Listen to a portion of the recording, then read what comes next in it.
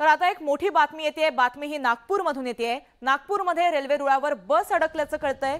या बसमधील 40 विद्यार्थी हे थोडक्यात बचावलेत। नागपूर छिंदवाडा रेल्वे मार्गावरील खापरखेडा हे रेल्वे क्रॉसिंगवरती ही घटना घडली आहे। स्कूल बस 40 विद्यार्थ्यांना घेऊन जात असताना अचानक रेल्वे फाटक बंद झालं।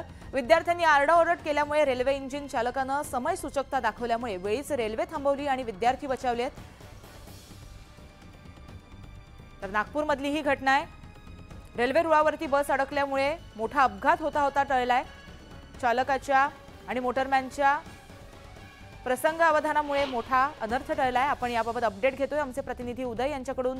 उदय, नागपूरमधली खऱ्या अर्थाने धक्कादायक अशी ही घटना आहे। जर वेळेचा अंदाज आला नसता तर होत्याचं नव्हतं झालं असतं अशी घटना मानली जाईल, काय सांगाल?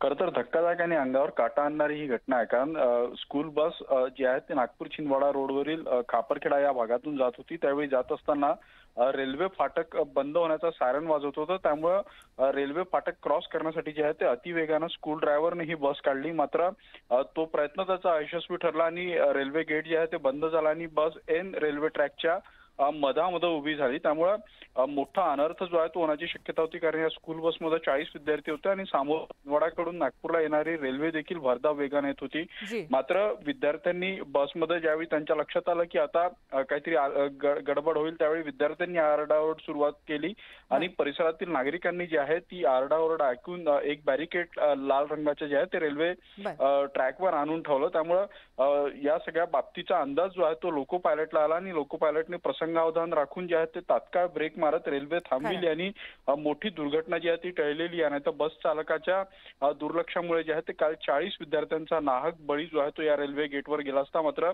सुदैवाने ही घटना टळलेली आहे। त्यामुळे थोडा वेळ वाचविण्याच्या नादामध्ये जे आहे ते काल 4 विद्यार्थ्यांचा जीव या सगळ्या घटनेमुळे गेला असता। आता या सगळ्या घटनेवरून जो आहे तो संताप व्यक्त केला जातोय आणि स्कूल बस चालक जे असतात ते किती निर्दयतेने वाहन चालवतात। नक्कीच उदय, खऱ्या अर्थाने अंगावर काटा आणणारी ही संपूर्ण घटना मानली जाईल। धन्यवाद तुम्ही दिलेल्या माहितीसाठी।